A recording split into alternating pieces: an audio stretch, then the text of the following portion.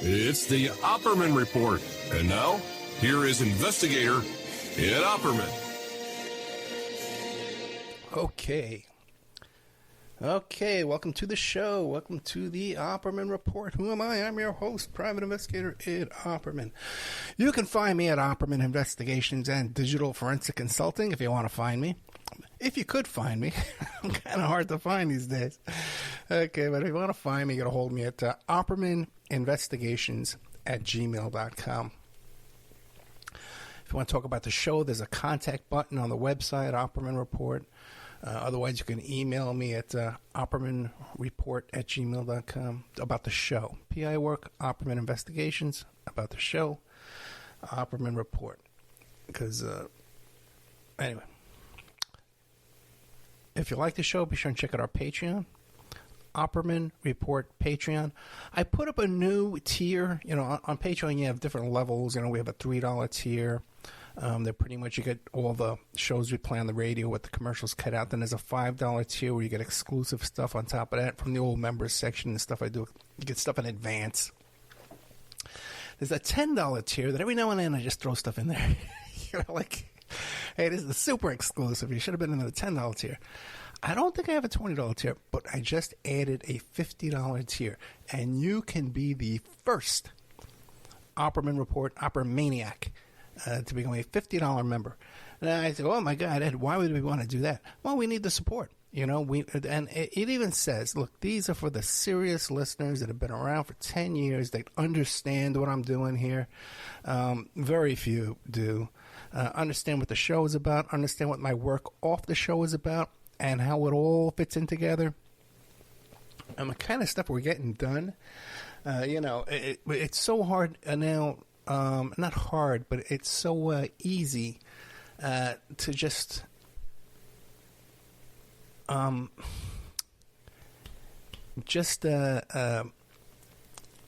overlook what we're doing here, especially when there's so many of these podcasters out there. They just pop up with these little podcasts and their little microphone, and you hear them talking about the same topics I'm doing, and sometimes you hear them asking the same exact questions.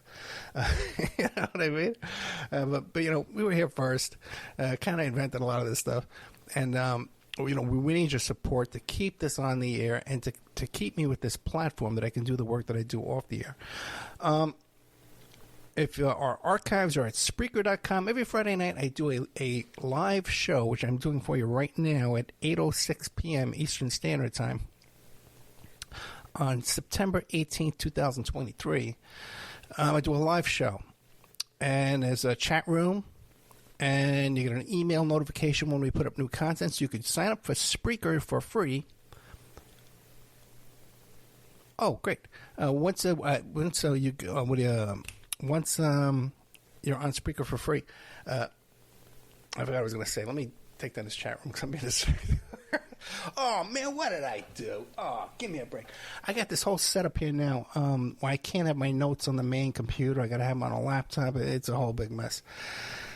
But you can log into Spreaker for free, and chat room. You get an email notification when I put up new content. I play repeats all the time, so keep in mind that. I was going to say something else. I forgot what it was.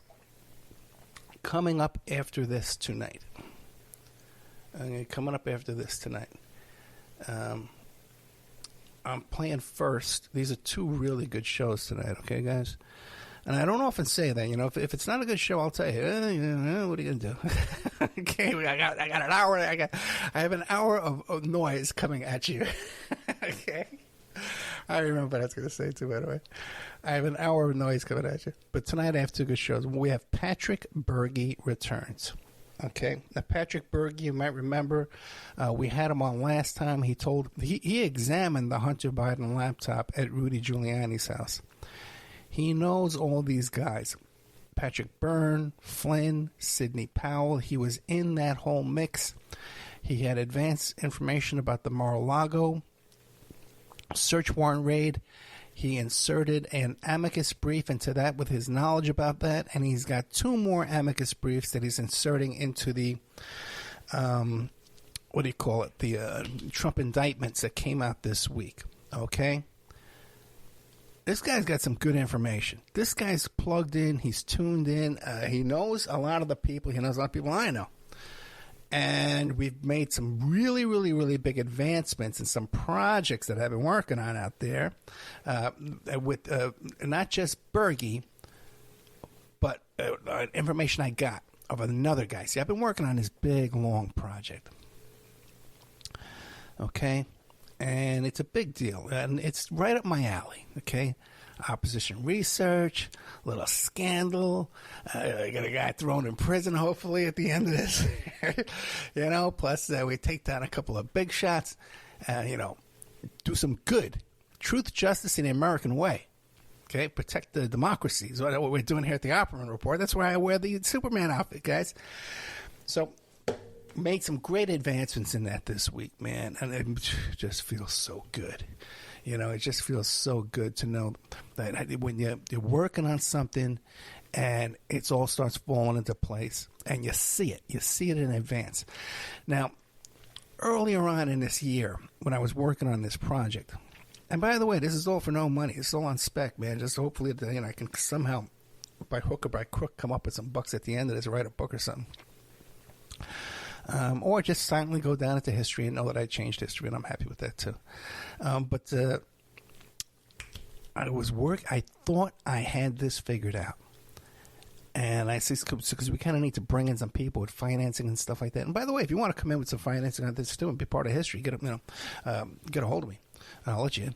And I don't think I'll make any money back on it, but your money will go to a good cause, and you'll be able to say you were part of it. I know, right? Who cares about that, right? Only guys like me. But I thought I had the way. I thought I had the way, the people that were going to come in here and facilitate all this. And then I want to get an introduction to these people, for the right, correct kind of introduction.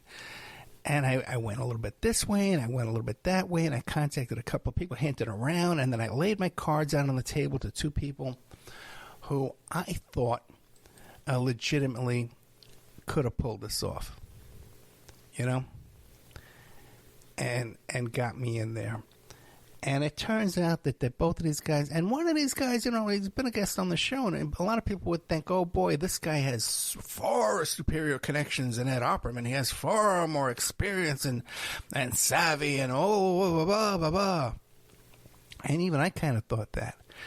And when I approached him with this deal, I was sadly disappointed to see that a couple of people I approached with this thing, I was sadly disappointed to see that they couldn't even understand the significance of it. They couldn't even understand what we're trying to accomplish here. And that was just so disappointing. Almost like, Santa Claus isn't real. You kind of think, And then another avenue I took, I wasn't as hopeful for it. But then even that one, I had kind of thought that the person involved, claimed that they had some certain kind of connections, and it turns out that they really didn't, and even then their suggestion was just so naive and foolish. It was really disappointing. But this week, we're ahead of the game. Listen to the Patrick Berge interview. Maybe you'll hear some clues there and you'll figure out what's going on. I got David B. Wheeler from American Muckraker coming on after that with Lauren Boebert information. As you might know, Mr. Wheeler wrote this expose with witnesses and audio tapes and all this stuff about Lauren Boebert. And she came back and threatened to sue him. I will sue David Wheeler. I will sue American Muckraker. And I will sue everyone who contributes money to him. And so we all sat back and said, okay, where's the suit? I did a show all about that called Certificate of Authenticity. Because the CNN writer wrote a fact-check article fact-checking David Wheeler's work and coming up with this little nonsense, disputing it. And I went back to it line by line by line and rehabilitated that whole thing. Now, at the time, that turned the tables on David Wheeler. Everyone said, oh, boy, that David Wheeler's information has been debunked. It's been discredited. And Lauren Boebert went all over the news saying, oh, I'm going to sue David Wheeler. I'm suing him. I'm hiring these attorneys. I'm hiring that attorney, and I'm suing. Well, lo and behold, years go by, no suit. David Wheeler sues her. Okay? He's suing her. Okay? And now you'd think, well, fine. I was asleep on that lawsuit. Here I am doing my Lauren Boebert impersonation. I was asleep on that lawsuit. Bang, bang, bang. And then, bang, bang, bang. Now that I've been sued, I will countersue. And I will countersue Mr. David Wheeler, and I will win. Bang, bang, bang, bang, bang. And then I will shoot him in the courthouse. Okay, not so good. I got to work on my Lauren Boebert. But the thing is, she has her opportunity to countersue, to respond, to do anything, and all they're doing is asking the judge for more time. So they were never prepared for any kind of lawsuit. And initially, that was all just make-believe, okay, like most of what Lauren Boebert has to say. And now they're not even prepared to reply to Mr. Wheeler's lawsuit. By the way, I'm surrounded by a bunch of lawsuits right now. I'm going to be a witness in a couple of lawsuits, and we might be named in another one. Things are very busy here at the Opperman Report. Let's just put it that way, It's kind of funny because I was, before when I was telling you about Spreaker, I do the live show on Spreaker Friday nights. The way this show started, the Friday Night Live show, it used to be the after show. We would do a 2-hour live show on Friday nights, and we would take calls on Skype, and then there would be a bunch of people who called in, would be hanging out in the Skype chat room, and they'd be chatting back and forth. And then after the guest was gone, or the guest would sometimes stay, and we would open it up, we'd have a round table type conversation. Well, we had a lot of problems with that because people were contacting the guests. The people in the Skype chat were they had the guest's phone number because they were in the same Skype chat. So they had his phone number, Skype contact information. They sort of bothering the guests after the show. And we had issues too with as soon as certain people would call in, we would see the numbers drop real dramatically. So that's a problem. So I kind of stopped doing the call-ins, and I started doing it and also too, people instead of waiting for the after show, they were trying to log in on Skype during the interview, and just hanging out in the chat room, chatting with each other, distracting me when it had nothing to do with the show, and it was a whole big mess. So I started doing the after show solo. And my focus then was to do it, to tell people, hey, here's the show's coming up next week. Here's the next guest coming up. Because I would constantly be getting barraged, I still do, with these messages saying, hey, who's going to be on next week? Who's going to be on next week? Okay. So that's how we started doing the after show, I was going to tell you another story. I think I'm just going to move on. Taped a bunch of shows this week. Today I taped with the Young Jerks. They have a cannabis podcast. Fellow is Mr. Crawford.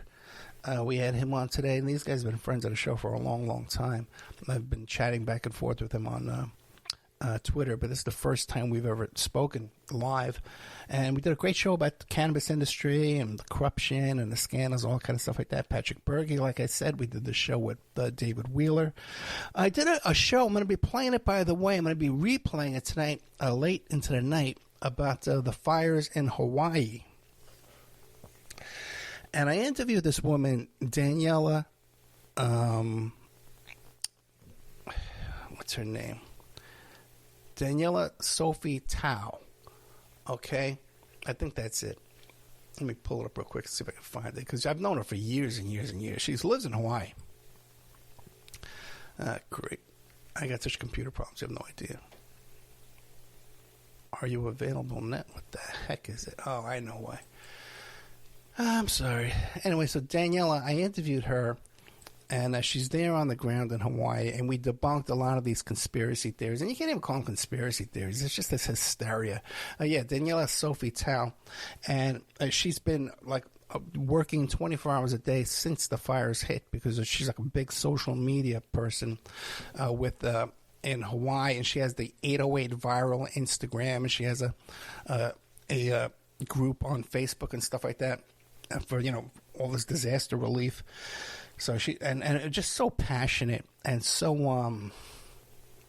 you could just tell she was just exhausted, And just a credible guest too, man. Talking about just the nuts and bolts of what's going on down there, and none of this kind of hysteria that you're seeing on the internet with these pictures from 10 years ago about rocket launches and meteors and stuff.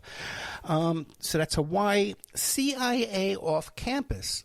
I did an interview with this woman from the Rhode Island University about how the dean of the university during the Iraq War went to go work for the CIA. And then they said they found out about this, and they started looking into how much the CIA was embedded in that college.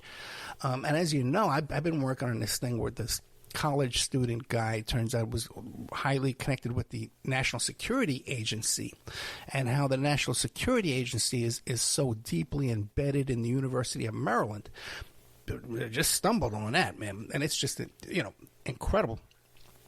But with the CIA on campus in just this one school in Rhode Island, they had a workshop at the college where the CIA was training these kids to make furniture and hide listening devices in the furniture. Then they had a private company across the street nearby from the college where the kids would go intern over there and they'd work over there, and they're going back and forth over there, where they were training these kids to make phony documents and counterfeit money. Incredible interview. Okay, we get a lot of stuff out there. Another one is University of Buffalo. I spotted this the professor over there teaching this course in espionage. CIA off campus, Celtic Boys Club. We had a fellow come back, Mr. Henderson. I think Peter Henderson is his name. He runs a podcast focused only on the Celtic Boys Club. That's the Scottish soccer team over there that was molesting all the boys systemically for like 20, 30 years. Christian Cipollini, dope man. Tomorrow I'm going to be interviewing Barrett Brown. Barrett Brown posted a message the other day. If you know, he's like an exile, because he's facing charges over here because of his work with WikiLeaks and Anonymous and stuff like that. And really interesting guy, Barrett Brown. And so he posted the other day, he says, hey, any journalists out there want an exclusive on this information I want to put out there? And I contacted him right away, and I said, listen, Barrett, man, you can come on the show anytime you want. It doesn't have to be exclusive or not exclusive. I believe this is going to be exclusive. I have no idea what he's going to share with us, but I think it's something very important. So I'm going to be taping with him tomorrow. And if it's that important, we'll put it up right away, or we'll put it up on Patreon right away. Maybe we'll put up in the new $50 section. Okay, maybe we'll do that. And then J.J. Vance came back, and we had him on talking about the Idaho 4 murders.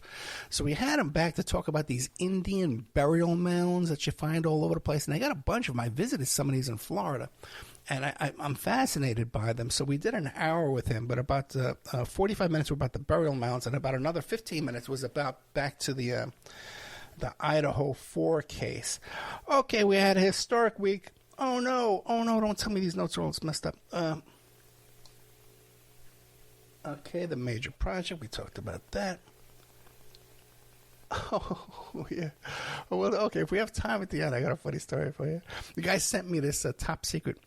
Oh, the audio keeps dropping? I can't refresh. There's no way to refresh. I would have to stop the whole show. I don't know, man. There's really nothing I can do. I might be. It looks like probably the recording is probably good. It's probably just the broadcasting part. So hopefully the recording will be okay because the meters all look cool. I hope not. I hope we're not having another problem here. If we have time at the end, I'll tell you a funny story. The guy sent me a top secret chat log okay, about me. Okay, this guy. I'll tell you at the end if we have time. There was a couple of former guests of mine who they're really their only thing they've ever done in their life is be a guest on this show, and they're interviewing each other.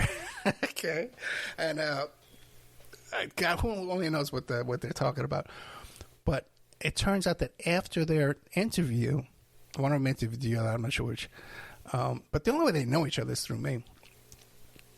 There was a chat conversation entirely about me with the two hosts, and I guess there are 3 or 4 guests, listeners they had going into this. It had to be more than 2 hours. I couldn't even read the whole thing, and it's about me. But they're just sitting there talking about me and just getting everything wrong, man. Like, one thing after another. These people think that they're researchers. They think they're investigators. And they're pulling up addresses. You know, like if I had an ex-girlfriend and we had a card together, a credit card, and, you know, or I co-signed a car loan for her or something like that, then her address shows up with my address and they think I lived over there. They're such amateurs, man. I have no idea what they're doing. Speaking of amateurs, did you know that in this historic indictment? Oh, let's go to the title of the show. Let's go to the title of the show. The way things are set up here right now, I normally have my notes on the big computer, but I got them on my laptop right now, so I'm kind of like switching back and forth. It's kind of difficult to keep my notes, but the title of the show is I was chatting with Obama this week, and I had a chat with Obama. This week, and I managed to get myself in a little chat room with Obama, and I asked him, hey, you know, do you want to do an interview on the show? Can I get you to come on the show? And he agreed to come on the show, but he wants $3,500 to come on the show. Okay, Obama. And then he contacted me again after that. No, he contacted me again after he wanted $10,000, okay, to come on the show and tell me some information he has about Elon Musk. Now, I know what you're thinking, that this wasn't Barack Obama, the president. This was Malik Obama, Barack Obama's brother from Kenya, who popped up out of nowhere. He's back. Yeah, crowdfund tomorrow. Where do you go? Yeah, so Malik Obama, I see him on Twitter, and I contact him. He says he wants $3,500 to come on the show. You know, and then you start seeing, you know, the pictures of him. He's wearing a MAGA hat. You know, this guy will do anything for $3,500. He'll do anything for $2,500. He'll do anything for $1,000. I hate to say it. He wrote a book, and it's kind of funny too because we know some of the same people. We have mutual friends. I have mutual friends with Barack Obama's brother from Kenya. Okay, you know, you talk about it's a small world, right? But we have some mutual friends. And I'm telling him, I says, hey, man, talk to so-and-so, man. She sold a ton of books on this show. You know, she thanks me all the time. And she's, you know, because my audience is really, they're book buyers, man. There's people who will buy, there's certain people who buy every single author, every book that comes on the show. No matter how bad the guest is, no matter how horrible they are, they buy every single book. So I'm trying to tell this guy, man, come on the show. You're going to sell books. Oh, I want $3,500. So then later on the night, I notice he's a little drunk. Oh, I don't know if he's drunk or not, but he's a little boisterous in his tweeting. You can't call it tweeting anymore. In his Xing on X over there. And so I contacted him. I said, "Hey, man," because he's talking about Elon Musk. And off the air, he told me he's concerned that Elon Musk is going to do some kind of harm to him. And he wants $10,000 to come on and tell that story. I thought I can get a hold of him when he was all spirited, you know, and all excited, you know, there in the middle of the night and get up to come on live. I would have broken live with Malik Obama. So anyway, we're working on that. I put him in touch with some friends of mine who have the money to pay him the $10,000 if he wants it, and maybe they'll worry about it themselves. I got my own things going on. Okay, so that's the title of the show. I was chatting with Obama this week, and I did. I was chatting with the president's brother. And by the way, talk about Hunter Biden shaking people down for money. Like, Malik Obama's making. This guy's gonna have a handgun and a mask shortly. The way this guy's shaking down for money. Okay. By the way, do you know in this historic indictment? Do you know that one of the people charged in this indictment is? I bet you probably don't even know this. Is Kanye West's Yee, they call him now, Kanye Yee, West Jesus, his ex-publicist is one of the people named in this indictment. And the reason they named her, this is the one in Georgia, and the reason is she's on a police body cam threatening a poll worker, trying to get this poll worker to confess to some kind of misbehavior. And the poll worker, and she's harassing this poor poll worker at her work and at her home. And she says, okay, I'll talk to you, but let's meet at the police station. So they got a cop with a body cam, and this woman, Kanye West's former publicist, is telling her, well, I can't tell you what's going to happen to you, but if you don't cooperate with us, your freedom will end. We're going to kidnap you, you know? And she had a couple of thugs with her, too. And the thugs have been arrested, too, as well, and indicted in this scheme. Incredible. You know, huge indictment came out in Georgia. 19 people. One of them is Jenna Ellis, who I've become a little bit friendly with on Twitter. But I got to tell you, man, they all deserve it. Came out today. If you're watching the news, it's all over the news now. Oh, no, I hope these are the right notes. I got a feeling they're not. Yeah, I got a feeling. Yep. Most of my notes are gone. Yeah, most of the notes are gone. Yeah, that sucks. And I would have to log in on this other computer to find, because they're in the draft box. Well, that's okay. I pretty much know what I want to talk about. That sucks though, man. Because it's pretty important. There was a group that came out today on Twitter and posted some videos of Alex Jones on January 6th. And with him is that fellow Cheeseborough. Let me see if I can find this. Capital Hunters is the name of the Twitter group. Okay. And Kenneth Cheeseborough is the one who was, I think he was indicted this week, or his name is an unindicted co-conspirator in this case. And this is the first time, and this is one of the attorneys working for Trump. And they have video of him, extensive video, and it's all over the news now, but this came out first on Capital Hunters on Twitter. Early this 8 hours ago, early today. Now it's all over the news. And I contacted these guys 8 hours today trying to get an interview with them. So I'm sure now it's impossible. Who's in these? This fellow, Kenneth Cheeseborough, was following around Alex Jones when Alex Jones was riling up the crowd and saying, let's hit this entrance over here. And then, okay, now we move to the other end. And the whole crowd. And so the different points of entry was being directed, not directly Alex Jones saying, hey, go in that window,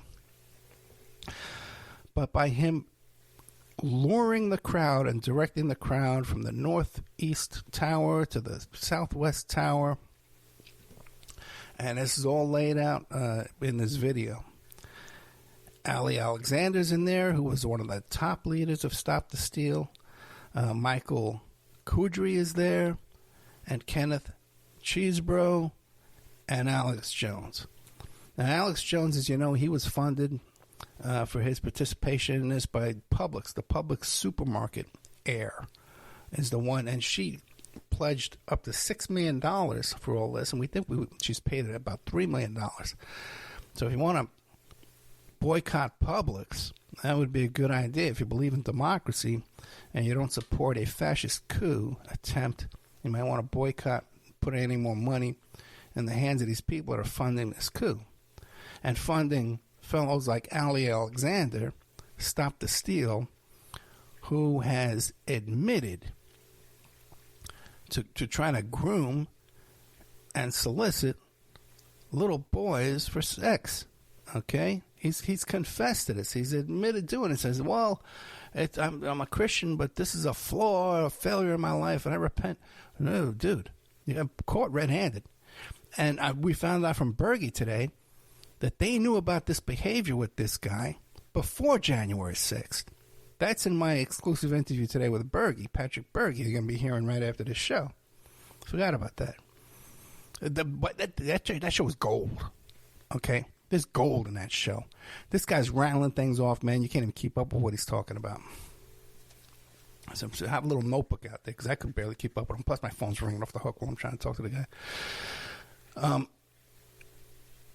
This is the first indication of an insider Trump lawyer being directly outside involved with the mob and the crowd. We have that direct connection. Also came out this week is a video of Roger Stone in his chat room, Friends of Stone, FOS, which I had heard about, a couple of years back. People would mention to me, "Oh, I'm in FOS," and they were all Proud Boys. They were all Oath Keepers. These were all coup guys in this Friends of Stone chat room. Okay, just like the enemies of Ed Opperman chat room, these guys they sit around talking about me for 3-4 hours. I couldn't even sit and read the whole chat log. It was too much stuff. I couldn't even, and these guys are sitting there typing away. Oh my God. It's just fascinating. It looks to me, my prediction here is that there's going to be another set of indictments coming up. And it's going to be for these physical thugs and the physical, what is it? Some of these people, Stuart Rhodes was convicted for this, inciting a coup or insurrection, I think it was. And that's going to be the next charge. And that's going to be, Stone's going to be charged with that. Chesbrough now, Ali Alexander, all these guys, Alex Jones will probably be charged with this. And maybe that's what we'll bring in, like Marjorie Taylor Greene and Lauren Boebert and that guy Comer and all their activities, giving tours inside the house and stuff like that. Maybe that's where they'll round up that bunch. But trust me, there's more coming. In Arizona, the governor of Arizona said, hey, directed the district attorney there, says, hey, any of these irregularities you see with these fake electors and stuff like that, I am authorizing you to prosecute these cases. That's coming up next. Michigan, they got a bunch of these fake electors under arrest in Michigan. That's hardly, and no one's talking about that. Okay, Trump's not named in it, so we're not talking about it, but they got these phony electors up there in Michigan. But it's looking like Stone, the reason Trump pardoned Stone, Roger Stone, is to run this coup. And that's why he let all these other guys go to prison. Manafort, he didn't care about him. But Roger Stone, he pardoned him. Because Stone had this idea about these phony electors, these counterfeit electors, way, way back before November. Before the election, he was plotting this stuff. They knew Trump was going to lose, and they were plotting this back then. Now, so it seems to me this could be the next phase of arrests and indictments. Okay, these thugs outside, the leadership of the thugs outside. Now, I've talked about this, that I believe that the Capitol Hill police were in on this. Jack Smith, the prosecutor in this case, he's come out and did a press conference where he praised the Capitol Hill police.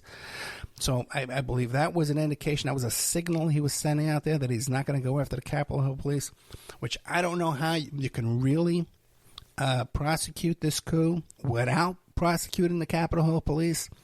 The whole thing with this first cop who committed suicide the next day, Liebengood, his father was the sergeant at arms of the Congress. His father worked partnership with Roger Stone and Paul Manafort. Okay? That's no coincidence that was the first fatality. Maybe Ashley Babbitt was the first one, but this guy was the second. They were the first law enforcement fatality, at least, by suicide, supposedly. Who knows? Okay. Now, how come everybody wants to speculate about Obama's chef? How come no one's talking about Liebengood? What the hell? Because everyone's so easily distracted, by a meme, Nobody wants to do the hard work and really take a look at this stuff. Boy, I really wish I had my notes. If I go in here, I think it'll turn off YouTube if I log in here. But I think I'm going to do it. Because I did have more notes. And now I got to go to my phone. And my phone, who knows where that is? My phone is nowhere to be found. Let's see how much time we got left. Boy. Because I did have more notes. And we're only 30 minutes in. Cheeseburger. I don't know what that means. Oh, yeah. Yeah, the guy's name is Cheeseburger. Yeah, Cheeseboro. Yeah. That's the guy's name. Yeah, not Cheeseburger. Let's see. Oh, James O'Keefe. I have a guest coming on who has all kinds of gossip about Project Veritas and James O'Keefe. Now, it comes out right now that James O'Keefe is under investigation. I think it was NPR or The Nation just came out with an article today that James O'Keefe is under investigation for looting Project Veritas. What's going on is James O'Keefe committed a bunch of crimes. Wiretapping, all kinds of stuff, man. No problem. Got away with all that. Sets up this Project Veritas. Has money poured on his head, man. The guy's there was so much money dumped on his head that the guy's got a neck injury. Okay, the dollar bills hitting this guy in the head, like the end of Celebrity Apprentice. The little dollar bills floating down on James O'Keefe's head. Okay. All right. So what do you call it? Then he gets kicked out of Project Veritas by the board of directors over there. They kicked him out just recently. And just about 4 or 5 days ago, they fired, James O'Keefe was out on his butt, panhandling in the streets, working, doing his ambushes out of a van. Okay, well, it's solo out of a van, trying to do these videos, trying to keep doing them. And by the way, Laura Loomer came out of James O'Keefe in that nut. Okay. So Project Veritas fired all their reporters, their investigators, their filmmakers. They fired everybody this week to cut back on costs. They stopped doing any kind of investigations or anything. And then suddenly they're under investigation now for James O'Keefe's mismanagement of donors' money. So we got that. Oh, boy. And I don't have my notes. Oh, yeah, one thing is that we just had a thing today where Trump's lawyers are asking to go out to 2000. I think it was 2026 they want to start this. They want a trial date.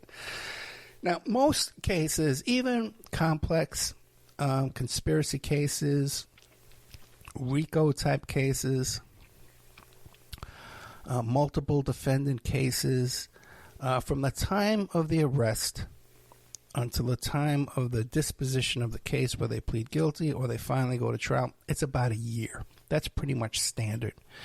Now, when you start getting into even big complicated cases, when you start getting into things at this level, so a year from now would be what? It'd be September, right before November, before the vote. Trump would be walking at the trial right before. Oh, my God, right before the election, which is possible. Man, it's possible. By the way, too, yeah, this was in my notes, too. Trump released a video last night, late, and he's slurring his words, man, and his hair is all messed up, and all he's talking about is his legal side. It's like, you got to watch. There's a movie about Lenny Bruce called Lenny with Dustin Hoffman, and Lenny Bruce was a stand-up comedian, but then he started getting arrested for obscenities, using obscenities on the stage, and so then he just started going on stage and reading his court cases to people, all his litigation, and it got sad at the end there, He died a horrible, broken man. I believe he died of a heroin addiction. But the thing is, with Trump last night, this is supposed to be a candidate for president, and he's out there just talking about the prosecutor and the judge, and they're deranged, and they're this and they're that. And then then he was saying, and he just looks horrible. His hair's a mess. He's all slurring his words late at night. And then he says how he's going to have a press conference on Monday, and he's going to release a report that irrefutable evidence that everything he's being charged with is fake, and they should drop the charges. Like, that's just like fantasy world, man, that you think that, you're going to hold a press conference and that the prosecutor's going to drop the charges. If you had some kind of evidence or some kind of forensic report that can demonstrate your innocence, there are negotiations that go on prior to an arrest and even after an indictment, after an arrest, before you go to trial. If you have stuff like that, there are conferences. I've been part of those conferences where I was the expert witness, okay? And when you we all have conferences where, at the time, I was the defense digital forensic investigator, and then the prosecution had their digital forensic investigator. And, we would be all in the same room, and we would go back and forth, and me and him would know what we were talking about. And we could either agree, yeah, okay, my guy's guilty. I'm not going to say it, but, okay, we're going to trial. Or he would say, oh, gee, hey, you know what, the guy's not guilty, And I've seen that happen, too. So that kind of stuff does happen. If Trump had a report, there's ways to present that to the prosecution other than a press conference.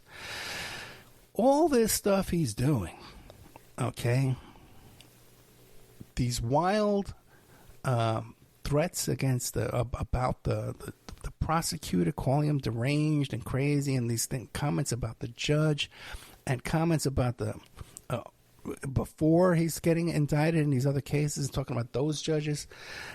In any other case, he'd be held in contempt of court. He would have his bail revoked. I'm surprised he hasn't woken up to a motion to revoke bail or to a bail hearing by the prosecutor in one of these cases, Or his bail could be, the bail conditions in Georgia with Trump, he could be asked to turn in his passport. He could be asked, a lot of stuff. That judge has every right to do all of that. They can have a hearing about it and argue with the judge. But the judge has the final say in that matter. If that judge wants to seize his passport, put an ankle bracelet on him, all kind of stuff you can do. Have him check in, not just the Secret Service, but have him check in every day at a kiosk, okay, at the courthouse, okay? I've dealt with cases, with people with money, people, with status that had to do that kind of stuff. Sandy Murphy, who was Ted Binion's widow, man, she had an ankle bracelet. She had to check in once a week at the kiosk in court. And her lawyer was Oscar Goodman.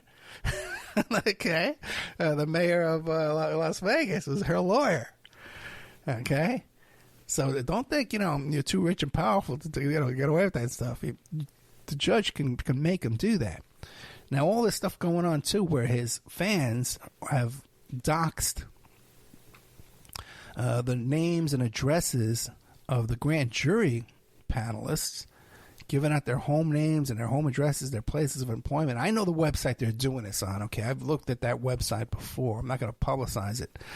But there was a lot of planning on that website, too, prior to January 6th. So it's those guys. It's those dangerous Oath Keepers, thugs, that went and took a dump inside the Capitol.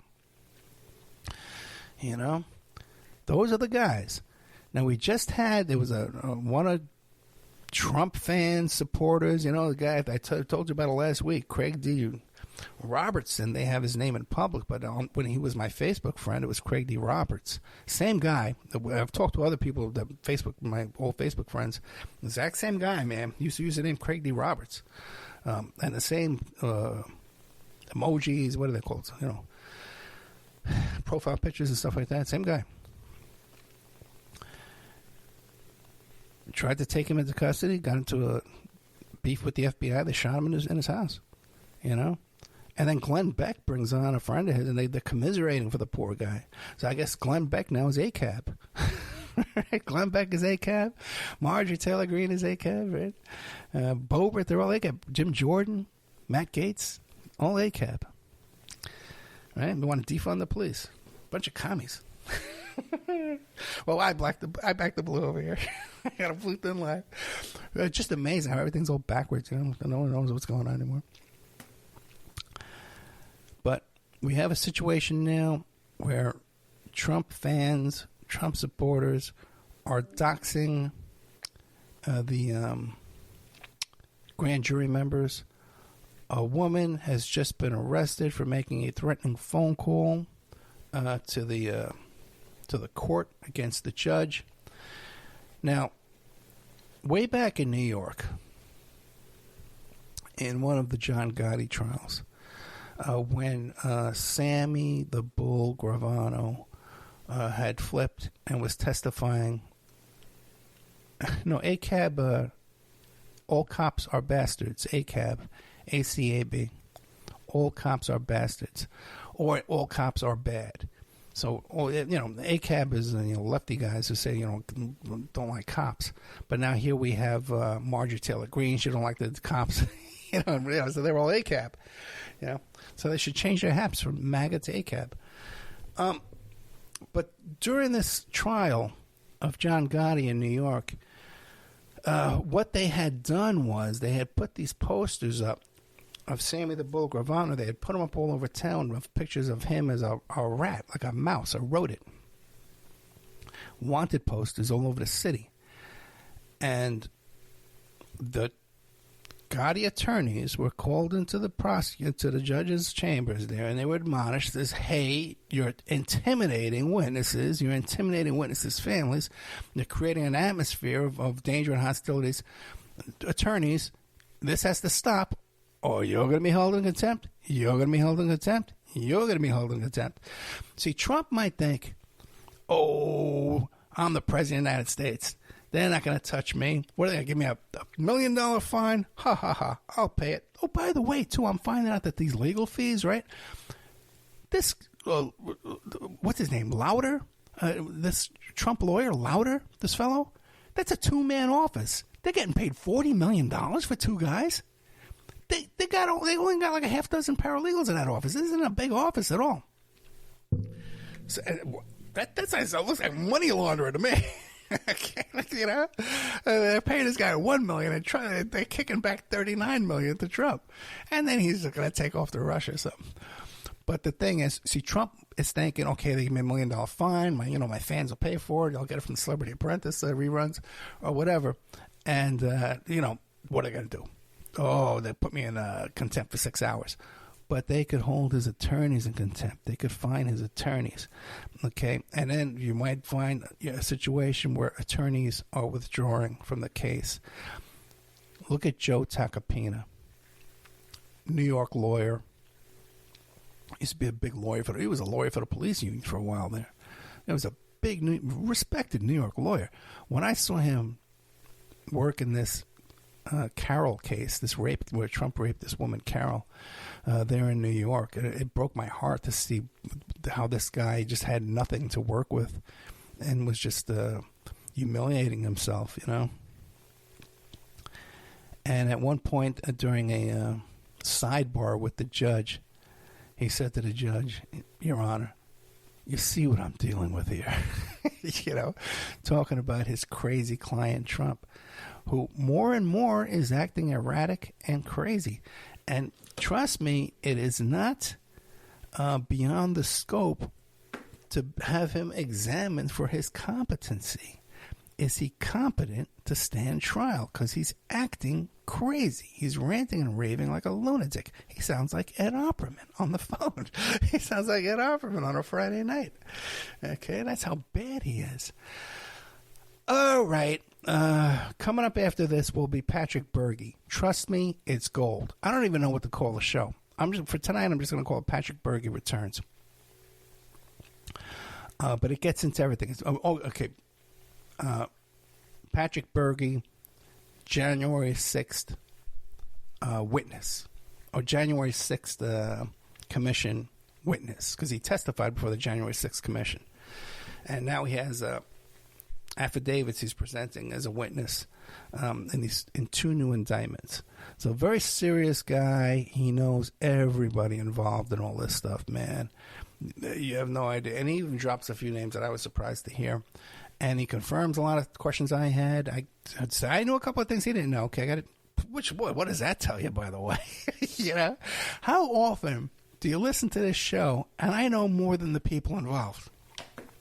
I don't know what more you could want. You know, I don't know what more you could want. And then we got people, they're out there supporting these shows of these cuckoo birds, that the only credibility that they have is that they were guests on my show. And when they're not doing their cuckoo shows, all they do is sit around and obsess and think about and talk about me, you know, and fantasize about me and get 90% of it wrong. I don't know what I'm doing wrong, guys. Okay, I don't know what I'm doing wrong. You would think I would have 1,000 of those $50 subscribers that would want to keep this content on the air, keep me alive, keep me doing this work, and bring it. Who else is bringing you Patrick Berge, guys? Who else is bringing you David Wheeler with the Lauren Boebert stuff? Who else is doing this, man? Who else is bringing you someone on the ground who's an organizer on the ground in Hawaii? We're out of time. Check out Opperman Report, Patreon. Support the show, even if it's $3, man. You know, I would be so happy if I woke up tomorrow and I saw one or two $3 Patreons. Oh, Ed, well, he does this for money. Oh, Ed, he's getting evicted. I give up. I give up. All right, guys. Have a good night, guys. Thank you so much, and thank you for the those out there that do support and do help the show, and do help keep things on the air. And it's just me, because I just want to say one last thing, because I'll hear this thing. People will say, "Oh, Ed, if you quit, your listeners will understand." It's not about the listeners; it's about the work we're getting done here, guys, and what things we're exposing that no one. And I know you think, look at the whole Epstein stuff. Would anybody have been talking about Epstein if I didn't talk about it so much in the beginning? You know, would anybody have ever gotten around to talk about Epstein? You know, I know what I'm doing. I know what I'm doing here, okay? All right, guys. Opperman Report Patreon. A $3 membership would be very nice. I could go to bed and wake up like a civilized human being. Good night.